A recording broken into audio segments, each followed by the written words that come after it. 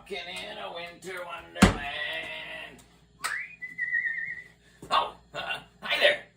Welcome back to another episode in Handyman's Corner. It's that beautiful time of year when sleigh bells are jingling, a spirit of giving is in the air, and children under the age of 7 have ingested enough snow to keep a camel hydrated for 6 months. But it's also that time of year when the Salvation Army is out with their red kettle stands in every store you can think of, raising money.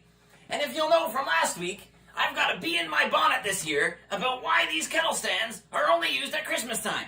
What I want to show you is other uses to keep these things useful well into the new year.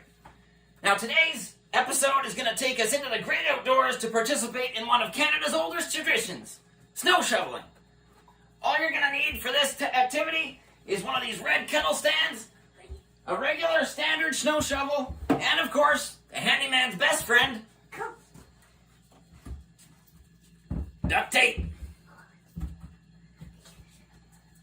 And more duct tape.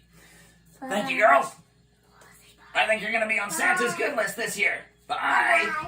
Now, as I was saying, we're going to take this thing outside and engage in a little bit of winter landscaping. So, what you're going to do to start with this is you're going to want to remove the shaft from your snow shovel, okay? So I'm going to pull mine over here. Now mine is just a screw in here, so I'm just going to unscrew that shovel, the shaft from the shovel there. We're going to get it popped right out, okay? So you're not going to need this shaft. You can toss it off to the side. We'll deal with that later. All you're going to need is the bottom of the shovel, okay?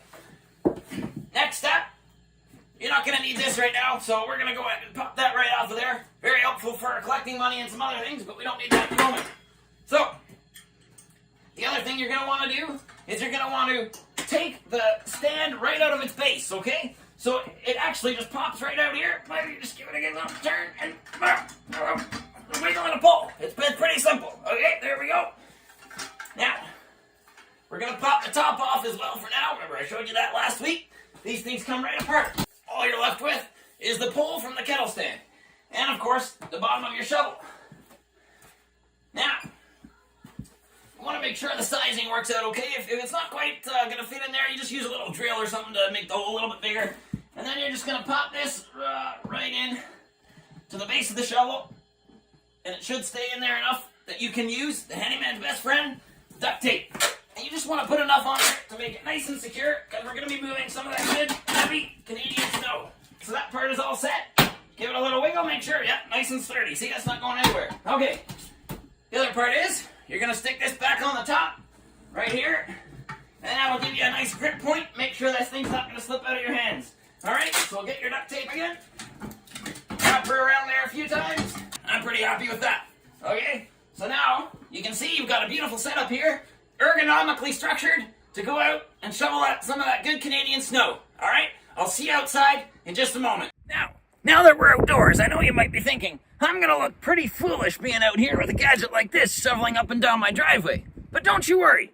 I've already broken the ice in this town. People are well used to seeing my brilliant ideas in action. So you got nothing to worry about. Nobody will even bat an eye. Alright, so what you're going to want to do here. Oh, and by the way, my wife always says, when she married me, she said I'd take practical over pretty any day. So you don't have to worry about how you look, alright? Let's be nice and confident doing some snow shoveling. Here we go. Alright, so you're going to want to pick this up. And all you're going to do is you're going to let the stand do the work for you, okay? Look at this. I barely have to do any effort. I could do this one-handed if I wanted to, okay? There we go. And it's nice and lift over there.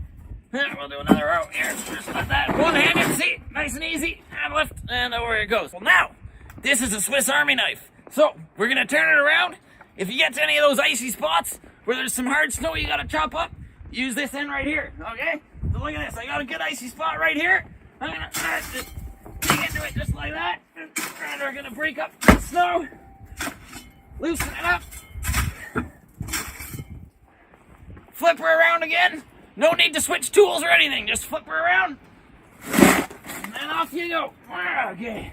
You'll see that there's tremendous value in a gadget like this. No need for 2 tools. You just use one. And you can do everything you need to do in this great outdoors in Canada.